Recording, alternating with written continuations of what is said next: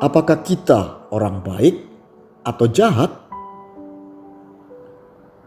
Sebab aku tahu bahwa di dalam aku, yaitu di dalam aku sebagai manusia, tidak ada sesuatu yang baik. Sebab kehendak memang ada di dalam aku, tetapi bukan hal berbuat apa yang baik.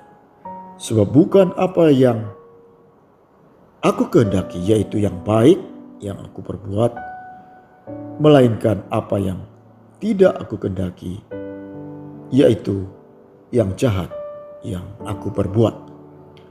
Roma 7, 18, 19. Ketika seorang anak balita dilarang ibunya makan gula-gula kesukaannya, ia protes, "Ibu jahat." Ketika Gubernur Ahok memaksa menggusur penghuni pemukiman liar dan memindahkan ke rusun dengan tanpa ganti rugi, Ahok diprotes karena melakukan kejahatan kemanusiaan, melanggar HAM. Menurut bahasa hukum, melakukan perbuatan tidak menyenangkan kepada orang lain adalah kejahatan. Ketika seorang ayah melarang anaknya mengendarai mobil tanpa SIM, anaknya protes dan berkata, kalau ayahnya jahat dan tidak sebaik ayah temannya yang memperbolehkan mengemudi tanpa SIM. Melihat contoh-contoh kasus tersebut, bukankah kejahatan jadi relatif?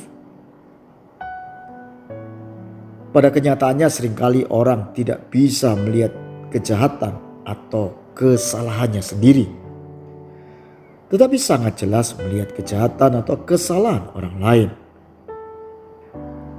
Pada contoh tersebut, siapakah sebenarnya yang jahat?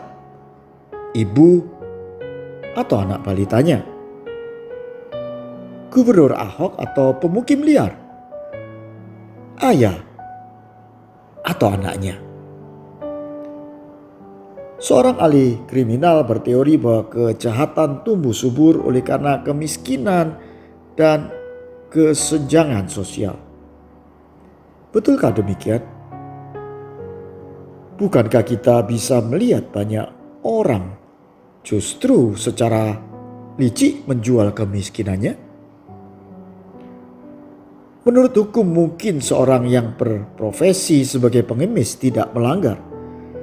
Tetapi bagaimana kalau ia seorang yang berpura-pura miskin padahal di desa rumahnya besar dan dapat menyekolahkan anaknya sampai universitas? Apakah ini bukan kejahatan? Bagaimana pula dengan para politikus yang mengakali rakyat, terpilih karena membeli suara? Bagaimana dengan mereka, para konglomerat yang menyembunyikan kekayaannya di negara tertentu supaya terhindar pajak? Bagaimana pula dengan pemimpin megachurch yang kemewahan hidupnya melebihi kemewahan selebritis? Bukankah secara hukum mereka semua tidak melakukan kejahatan? Lalu apa definisi kejahatan menurut Anda? Apakah menurut Anda orang jahat atau orang baik? Apakah benar setelah Anda percaya Tuhan dan aktif di gereja sekarang, hati Anda tidak lagi jahat? Pernahkah Anda senang melihat orang susah atau susah melihat orang senang? Pernahkah Anda menjadi tidak suka melihat sikap seseorang lalu tanpa sadar Anda berbicara keburukan orang ini kepada orang lain? Kalau kita membaca ayat bacaan hari ini, Rasul Paulus secara jujur berkata, tidak ada kebaikan di dalam dirinya. Memang ia ingin berbuat baik, tetapi selalu yang jahat yang ia perbuat. Bahasa kerennya, selalu ada udang di balik batu. Ada maksud buruk di balik semua kebaikan kita. Bagaimana dengan Anda? Kasih Kristus berkorban, kasih manusia berpamrih, yaitu perbuatan baik yang berharap balasan.